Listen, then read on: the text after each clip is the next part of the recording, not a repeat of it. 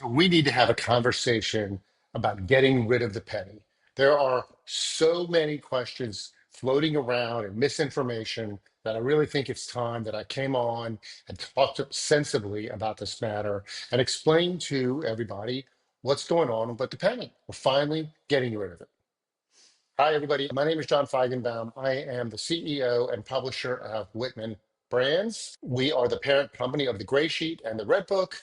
We record these podcasts to give you straight information about what's going on in numismatics. So, my topic today is getting rid of the Lincoln cents and what is really happening here. So, number one, I'm getting a lot of phone calls from national media, from you know coin collectors, coin dealers, and everybody just doesn't really seem to know what the hell's happening about getting rid of the penny. So let's see.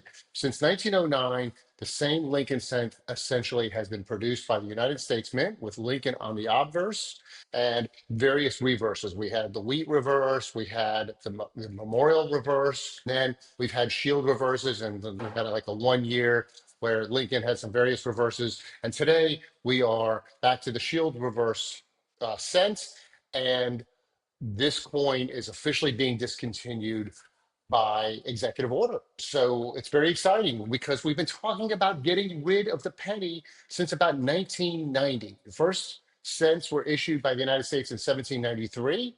And now we get to 1990, and congressmen are finally figuring out that this is a really bad deal for the United States economy. They cost more to make than their face value. So it's a loss. Every time you make a penny, the government loses money.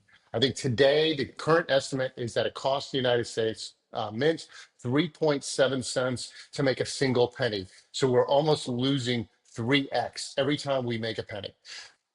Why do we keep making them? Do we really need pennies? I mean, there's all this conversation. I mean, that's a bit of a not, really not in coin collecting. Do we really need pennies? It's a commercial item. The Treasury Department, they'll say we want 4 billion pennies this year, and the United States Mint says, you say jump, we say how high, and they make billions of pennies. And essentially, this is the first myth that I think we can dispel, is that we need the pennies. Why don't we need pennies? Well, number one, they're not really worth anything. Who's picking up pennies off the street anymore? I don't know that anybody is going to sit down and pick up a penny off the street. First of all, it's dirty, and secondly, it won't buy you anything. 100 of those is $1, and $1 will barely buy you anything. So why would you pick up a penny today? Number two, it is actually a recycling issue. Why? Billions of pennies are being struck every year, have been struck in the last few years. I think in 2023, we struck 5 billion pennies. In 24, I suspect about the same. So either way, we lose our tail every time we make pennies. And the reason they make them is nobody wants to wash and clean the existing pennies. So if there's 50 billion Lincoln pennies floating around in people's attics and kitchen jars and things like that, those coins could be put back into circulation, but the banks don't want to handle it. The US Mint or the Treasury Department doesn't want to clean them. And the people who order those things from the Treasury Department, let's say big banks, they don't want dirty ones. They want clean ones. And if you can order a clean, shiny, brand new penny for 1 cent from the US Mint, why would you take a dirty one? So this is the problem. They've been making them perpetually because the government has been happy to keep making them. So I think it's very sensible that we get rid of the penny from the cost point. If we find that they are still needed in commerce, believe me, they're plenty around, and they can, the people will start turning them in. So for that reason, we don't need them. Canada, incidentally, stopped making pennies around 2013, and I don't think there's been any furor in Canada about the fact that there aren't new shiny pennies being made every year. The next question that people want to know is, do I have to go trade in my pennies and take them, run to the bank, or who's going to take my pennies and convert them? Well, this is the most important thing. You don't need to worry about that. They're still worth a penny. They're still worth the face value, and they are not being demonetized, is the terminology for that. The United States government still recognizes the penny. It's just not making anymore. So over time, pennies should get scarcer, right? If they're not making them, but they're still in existence and people can still use them and banks can keep giving you rolls of them when you ask, then at some point they'll just be harder and harder to find. But not not worth any less. So there's no reason to worry about trading in your pennies, nothing to rush to, just keep them and enjoy. And maybe you'll start collecting, which brings us to our next topic. Maybe this is a very interesting development for coin collecting because pennies are really the most popular collectible in all of numismatics, followed by silver dollars possibly. But everybody loves collecting pennies. Everybody's got the Whitman Blue folder or the Whitman album from their childhood years and things like that. And you can start very inexpensively assembling a collection of Lincoln cents from 1909 forward. You can have one from every year and every mint, Philadelphia, Denver, San Francisco, or you can just say, I want one of each year. Whatever, however you want to collect, you do you. But collecting is fun and really is a great way to spare. It's a great way to share time with your family and your children and your grandchildren, or maybe you are the grandchildren and you want to teach your parents about history of the United States. Collecting pennies is a great way to do it and a very inexpensive thing. And you can start going through those jars in your house and the change and seeing which ones you have and which ones you don't have. And then you can start searching, change everywhere and really not spending any money. And once you get past, you know, the all the memorial years, then you can get into going on eBay and seeing what things sell for. Of course, that's when it's, ideally you get a red book and you can learn about what the pennies are worth in all the different years. We have these great price charts within the book right here. So you can look and see what the Lincoln cents are worth from 1909 and so on. And in the red book, we'll tell you that you can buy the 1910, Lincoln cent in low grade is worth under a dollar, basically. It's just an inexpensive coin. So enjoy and collect. What else? People want to know, when are the last pennies going to be made? Okay, well, that's a very good question. The far as I understand it, 2025 is the last official year for Lincoln cents to be made. Is it possible to make in 2026? Absolutely. But all indications are that this 2025 is the last year you're going to see Lincoln cents. And already it is not easy to find them in the market. I don't think they're making billions this year. There are no official stats on this. But if you look around, it's harder to find 2025 than 2024. So I would say start hunting and look. The expectation is that there will be Lincoln cents made in the future for collectors. So what that means is the proof set pennies or special, maybe special finishes. I don't know. Nothing I know for certain. However, it's my anticipation that the proof sets will continue with pennies in them. So there'll be a small number every year in proof format and special finishes, but not circulating pennies, not the traditional penny we think of that are billions are made and put into circulation for the change drawers of America, of which, of course, we're all using a little bit less in digital currency world. But how is it going to work? So that's the next question people are asking is, okay, you get rid of the penny. How is it going to work at the store if the store, like my Walmart or my Starbucks is no longer carrying pennies? They're going to round up all the transactions to the nearest nickel. I guess there'll be some software that has to be done for these companies, but I'm sure they can handle it. And so then your order comes to $1.31. Well, you will pay $1.30.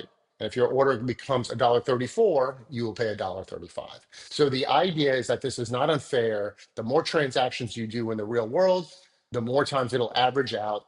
You go up or you go down.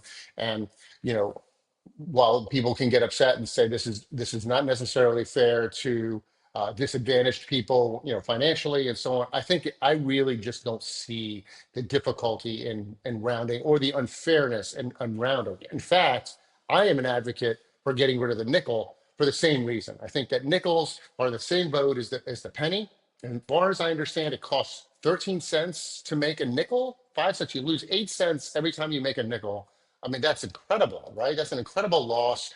I don't know that any of us would really miss having a nickel. Again, just round to the 10 cent, round down. Rounding to 5 cents is kind of strange. Anyway, we're all used to rounding to a 10 cent. I think it's very doable, and money will be saved by the government. Now, how can we make the United States Mint needs to make money? This is an interesting part of the United States Mint mandate is that it's sort of self-serving government institution that needs to pay its own way. Where they make that's traditionally hasn't been difficult for the United States Mint, especially if you go back into the 19th, 20th century, when everybody used lots of change and coinage, and it was cost less to make coins than the face value. So how would I solve the problem of the United States Mint making money on coinage? Well, I can kill two birds with one stone. I think that we should have a $2 coin and a $5 coin, or a $5 coin and a $10 coin. If we have those two denominations, think about this. If it costs 13 cents to make a nickel, it probably costs 20 cents to make a $2 coin or a $5 coin. So we'll make it out of a clad material, some kind of alloy, and I think it should be considered what shape, what size it is. I think the half dollar, the United States half dollar, by the way, is another rant that I could go on to where I say, why are we making half dollars? Who even uses them? I don't know. Do they use them in Vegas? I don't know who's using the half dollar. I don't get them in change even when I do, spend in cash. So maybe the $5 coin or the $2 coin could be the half dollar size. Maybe it's a different color, whatever.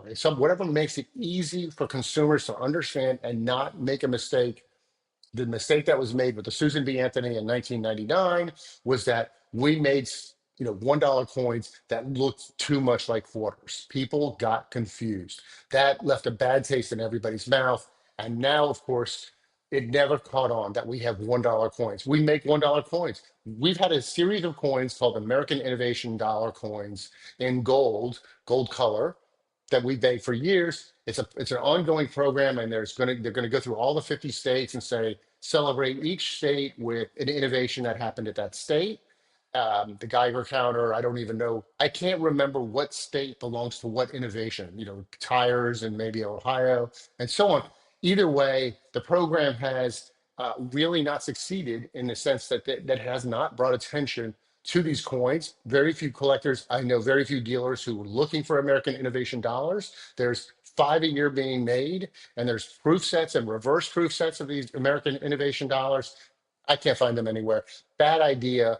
Let's figure out a way to make circulating $1, $2, $5 coins, $10 coins. Make the coins buy something. If a 1 penny and a 5 cent coin do not buy anything, so why are we making them? Let's time to just, we know that everything costs more today, and we're making pennies like they matter, and they don't. They just don't matter. So that's my rant about all of this. I think that it'll be very interesting to see whether the collecting community grows because of the change in the Lincoln Cent program. I think it'll be really fascinating. The number of phone calls that I'm getting from, media outlets, whether it's, national programs or local newsletters, to understand about the getting rid of the Lincoln is bringing a lot of, I think, positive attention. I don't think really that a lot of people are too terribly upset about getting rid of the penny, but you never know. And the more attention that it brings to the hobby, and I wanted to create this video because I thought there's a lot of questions that are being unanswered and a lot of people don't know. And I didn't know all of them, so I did my research before I recorded this, and I hope you enjoyed it. And as with all of our videos, I hope you will please subscribe to this channel. Please share it with a friend. Do whatever you can to help us out here so that we can continue to bring great people and great content to the Gray Sheet Market Report. Thanks again, and have a great day.